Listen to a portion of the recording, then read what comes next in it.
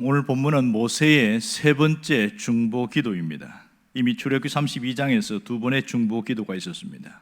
한 번은 시내산 위에서 있었고, 또 한 번은 황금 송아지를 깨뜨리고 난 다음에 주동자 3,000명을 죽인 다음에 또 한 번의 중보 기도가 있었습니다. 오늘은 모든 것이 정리된 이후에 세 번째 중보 기도의 모습을 보고 있습니다. 12절에서 보면 여호와께 아뢰되 보시옵소서, 이렇게 시작합니다. 모세의 중보 기도는 12절부터 23절까지 계속 이어지고 있습니다. 이때 모세는 하나님의 구름 기둥이 나타났음에도 불구하고 하나님의 은혜를 간구하고 있으며 하나님께서 함께 하시겠다 약속하는 것을 볼 수 있습니다. 그런데 가만히 보면 이 모세가 여러 번 반복해서 기도하고 있거든요. 하나님이 응답을 하시는데 또 기도하고 무려 13절, 15절, 16절, 18절 여기서만 거의 4번을 가까이 기도합니다. 상당히 집요하다, 이런 생각이 들고 있습니다. 그러면 여기서 의문점을 갖게 되는 것이 왜 모세는 이렇게 집요하게 기도하고 있는가 하는 겁니다. 하나님이 이렇게 해주겠다고 했는데 또 물고 늘어지고, 또 해주겠다 하면 또 물고 늘어지고, 계속 반복해서 기도하는 모습들이 나타나고 있습니다. 12절을 보면 하나님 저보고 백성들을 인도하라고 하시면서 왜 함께 보낼 자를 보내지 않습니까? 이렇게 묻습니다. 그러니까 모세가 계속 묻고 있는 것은 함께 할 자가 누구인가를 요구하고 있는데, 이미 하나님은 천사를 보내겠다 그랬어요. 힘센 천사를 보내서 함께 하겠다 했지만 이 힘센 천사가 앞서가는 것과 하나님이 함께하는 것 별 차이가 없어 보입니다.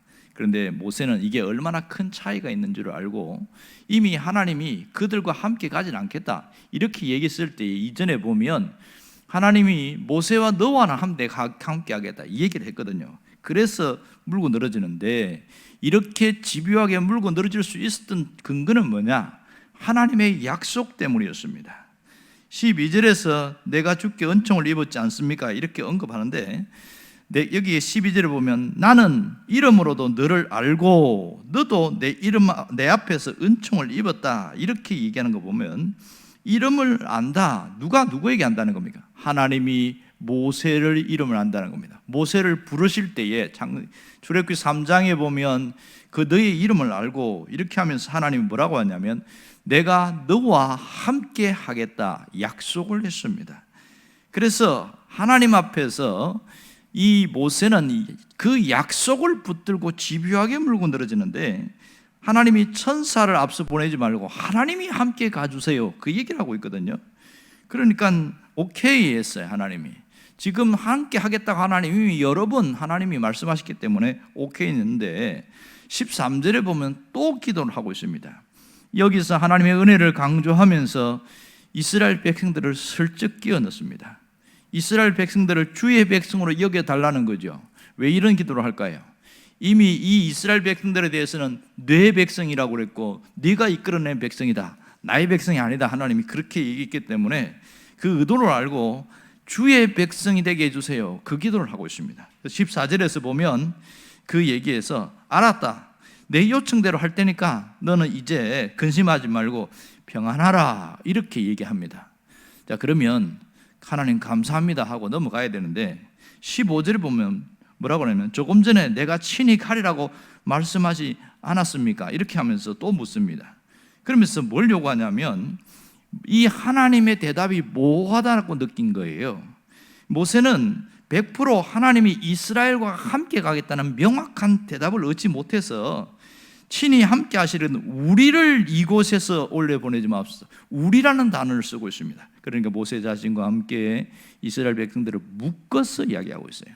하나님은 모세 너와 함께 할 것이고 너를 인도할 것이고 계속 이렇게 하는데, 이제는 이스라엘 백성들도 함께 그렇게 하게 해주세요 이렇게 얘기하고 있는 거예요. 그랬을 때에 이미 가겠다고 했는데 14절에서 이 애매한 이야기를 하니까 답답했던 모양입니다. 그래서 16절에 보면 나와 주의 백성이 이렇게 말하고 있습니다. 나와 주의 백성이. 오늘 여기에서 모세의 호소를 보면 끊임없이 반복하고 있는 내용이 뭐냐면, 주님께 은총을 입었다면 이 백성들도 주의 백성으로 여겨주시고 우리를 올려보내지 말라, 그냥 보내지 말라 이렇게 요구하더니 마침내 16절에 와서는 드디어 모세가 하고 싶은 얘기를 하는 겁니다. 우리라는 단어와 나와 주의 백성이라 하면서 이들에게도 똑같이 저와 함께 그렇게 취급해 주세요, 이 기도를 하고 있습니다. 모세가 왜 이렇게 집요하게 기도하고 있고 왜 이런 기도를 하는 것입니까? 그것은 이미 하나님이 산 위에 있을 때에 저들을 쓸어버리고 이제 너와 함께 하겠다, 그리고 새롭게 시작하겠다, 그 얘기를 먼저 하나님이 끄집어냈기 때문에 그렇습니다. 그 충격이 아직 가시지 않았고 이 백성들에 대해서는 내가 진노하진 않겠지만 함께하지 않겠다는 말씀을 했기 때문에 여기서 하나님께 확답이 필요한 거예요. 이스라엘 백성들을 보내긴 보내지만 천사들을 보내지 내가 안 가겠다고 이렇게 했기 때문에 반드시 하나님이 함께 하셔야 됩니다. 여기에 대한 분명한 확답을 얻고 싶었던 것이죠. 마침내 모세는 그 응답을 받아냅니다. 그게 17절에 나옵니다. 내가 말하는 이 일도 내가 하겠다. 모세뿐만 아니라 이스라엘 백성들에게도 다시 은혜를 베풀고 함께 하겠다고 약속을 합니다. 그런데요, 여기 이 정도면 하나님 정말 감사합니다, 이렇게 끝나면 맞는데 또 18절에서 보면 한 걸음 더 나가서 또 기도하고 있어요. 뭐라고 기도하냐면 원하건대 주의 영광을 내게 보이소서, 이렇게 이야기합니다. 함께 하겠다고 하면 됐지 뭘 또 집요하게 주의 영광까지 보여달라고 하는가, 이런 의문점을 갖게 됩니다. 여러분, 하나님의 영광이 나타났을 때가 언제인 줄 아세요? 딱 두 번 있어요. 한 번은 시내산에서 돌판을 받으러 올라갔을 때에 그때 주의 영광, 하나님의 임재가 있었고요. 또 한 번은 지금이 아니라 마지막 뒤에 출애굽기 40장에 보면 성막이 완성된 이후에 하나님의 영광이 나타나고 있습니다. 이 하나님의 영광, 쉐키나라고 하는데 이것은 하나님의 임재에 대한 확실한 증거입니다. 그러니까 아마도 가시적으로 눈에 보였던 것 같아요. 환한 광채가 비친다든지 뭐 특별한 누가 봐도 알 수 있을 정도. 그러면 이 모세가 끊임없이 마지막에 하나님의 영광까지 보여달라고 하는 이 강력한 요구는 무엇인가, 이걸 알아야 됩니다. 이것은 현재를 위한 기도가 아니고 미래를 위한 기도였습니다. 지금 성막을 지으라고 하나님이 이미 얘기했는데 언약을 깨트려 버려갖고 다 무산돼 버렸잖아요. 그런데 이제 앞으로도 성막을 지을 텐데 그럴 때에도 하나님의 영광이 나타나게 해주세요, 그 기도를 하고 있는 것이죠. 그래서 광야의 걸음걸음마다 함께 할 뿐만 아니라 하나님의 영광이 임하는 그런 삶으로 가게 해주세요, 그 기도였습니다. 그럴 때 19절에 보면 이 모세의 기도에 응답하는데 놀라운 것은 하나님께서 그에게 영광을 내가 나타내겠다고 승낙을 합니다. 그런데 하나님의 영광을 직접 보면 다 죽으니까 모세 너에게도 이 영광을 보여주는데 눈을 잠깐 가리겠다, 그렇게 이야기합니다. 그래서 앞으로 직접 하나님을 보지 못하고 하나님의 뒷모습, 등만 보여준다고 해서 어마어마한 영광을 보고 거기서 내려오게 되어집니다. 자, 이렇게 이걸 보여주는 이유는 뭐냐면 우리가 기도하면서 하나님의 나라와 하나님의 뜻을 원하고 그 일을 위해 살아간다면, 또 하나님의 영광을 드러내는 일을 위하여 산다면 모세처럼 기도하라는 거예요. 모세처럼 이렇게 집요하게 물고 늘어지라는 거죠. 왜냐하면 여기에는 하나님의 자비와 하나님의 긍휼하심이 있기 때문에 이 집요하게 기도할 수 있는 것은 하나님의 약속이 있었기 때문입니다. 우리가 이 부분을 잘 알면 끊임없이 하나님 앞에 물고 늘어질 수 있는 것이지요. 그렇다고 해서 하나님이 모세의 기도에 대해서 귀찮게 왜 그러냐, 이제 그만 기도해라, 한 번도 그렇게 하지 않았습니다. 이미 모세와 약속함이 있기 때문에 끝까지 그의 기도를 들어주고 아무도 볼 수 없었던 그 영광까지도 보게 되는 어마어마한 일들을 하나님이 보여주셨습니다. 이렇게 우리가 집요하게 기도할 수 있는 근거가 무엇입니까? 그것은 예수 그리스도입니다. 예수 그리스도는 하나님을 가장 잘 아는 분이고 하나님의 공의와 하나님의 영광을 잘 나타내는 분이고 하나님의 영광을 누렸던 하나님의 아들이기 때문에 그렇습니다.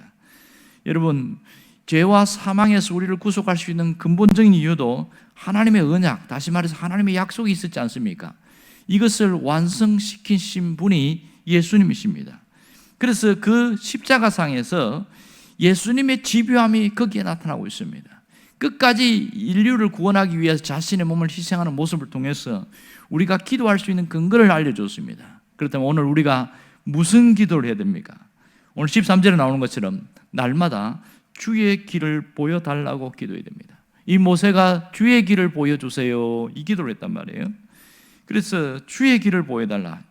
주의 길, 달리 말하면 하나님의 계획입니다. 하나님의 계획을 보여주세요, 이 뜻입니다. 지금 우리를 향한 하나님의 계획이 있습니다. 주의 길이 있단 말입니다. 그래서 그걸 보여달라고 끊임없이 기도하는 것이 얼마나 중요한지 몰라요. 시편 37편 5절에도 보면 내 길을 여호와께 맡기라, 그리하면 그가 이루시고, 여기서는 맡기라는 얘기만 하고 있죠. 근데 오늘 출애굽기는 뭘 이야기합니까? 주의 길을 보여주세요, 이 기도를 하는 거죠. 하나님의 영광을 위한 그 일에 하나님의 계획이 무엇입니까? 어느 길로 가야 됩니까? 이것을 물어보고 끊임없이 그 길을 갈 수 있도록 알려달라는 기도입니다. 이것은 우리가 끝까지 기도하는 것이 굉장히 중요합니다. 하나님은 그렇게 기도할 때 반드시 길을 열어주시고, 피할 것은 피하고 또 할 것은 하도록 주님이 분명히 주십니다. 이 아침의 기도가 우리의 내일을 바꾸는 것은 확실합니다. 지금 기도하는 것에 끊임없이 이 모세처럼 집요함이 있어야 되고, 주의 길과 주의 영광을 구하면서 가는 것은 굉장히 아름다운 기도로 갈 수 있습니다. 여러분들이 기도의 자리에서 끝까지 머물러 있기를 원합니다. 기도하겠습니다.